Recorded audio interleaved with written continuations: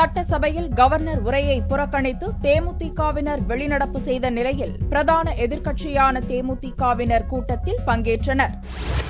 தமிழக சட்டசபையின் இந்த ஆண்டுக்கான முதல் கூட்டத்தொடர் கவர்னர் உரையுடன் வெள்ளியன்று துவங்கியது. தமிழக கவர்னர் ரோசையா சட்டசபைக்குள் நுழைந்த சில நிமிடங்களில் திமுக சட்டசபை தலைவர் ஸ்டாலின் தலைமையில் அக்கட்சி எம்எல்ஏக்கள் வெளிநடப்பு செய்தனர். 18 மணி நேர மின்வெட்டு, டெல்டா மாவட்ட விவசாயிகளுக்கு நிவாரணம் அறிவிக்காதது உள்ளிட்ட மக்கள் பிரச்சினைகளை முன்னிட்டு கவர்னர் உரையை புறக்கணித்து வெளிநடப்பு செய்வதாக ஸ்டாலின் தெரிவித்தார். 18 மணி நேர மின்வெட்டு கொடுமை, தமிழகமே இருட்டு மாநிலமாக இந்த ஆட்சியில் உள்ளது.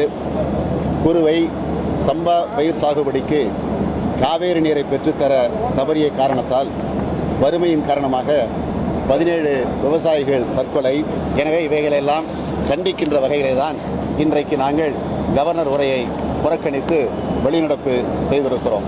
புதிய தமிழகம் கட்சியைச் சேர்ந்த 2 எம்எல்ஏக்களும் இடஒதுக்கீடு தொடர்பாக தமிழக அரசு எவ்வித நடவடிக்கையும் எடுக்கவில்லை என்று கூறி கவர்னர் உரையை புறக்கணித்தனர். தாழ்த்தப்பட்ட மக்களுக்கான இடஒதுக்கீட்டில் இருந்து வரக்கூடிய தவறுகளை தொடர்ந்து சுட்டிக்காட்டியும் கூட அதை திருத்துவதற்கு தமிழ்நாடு அரசு எந்த நடவடிக்கையும் எடுக்காதை கண்டித்தும், தேவேந்திர வேளாளர் அரசாணை பிறப்பிக்க தவறியதை கண்டித்தும் இன்று ஆளுநர் உரையை புறக்கணிக்கக்கூடிய வகையிலே புதிய தமிழகம் கட்சியின் 2 சட்டமன்ற உறுப்பினர்களும் நாங்கள் வெளிநடப்பு செய்திருக்கிறோம்.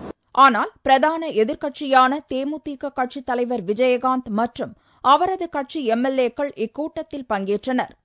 அதிமுக ஆதரவு தேமுதிக எம்எல்ஏக்களும் இக்கூட்டத்தில் பின் வரிசையில் தனியாக அமர்ந்திருந்தனர். சனி ஞாயிறு விடுமுறைக்கு பின்னர் திங்கள் முதல் வெள்ளிக்கிழமை வரை தொடர்ந்து சட்டசபை கூட்டம் நடக்கிறது. அப்போது கவர்னர் உரை மீதான விவாதமும் முக்கிய அறிவிப்புகளும் இடம்பெறுகிறது.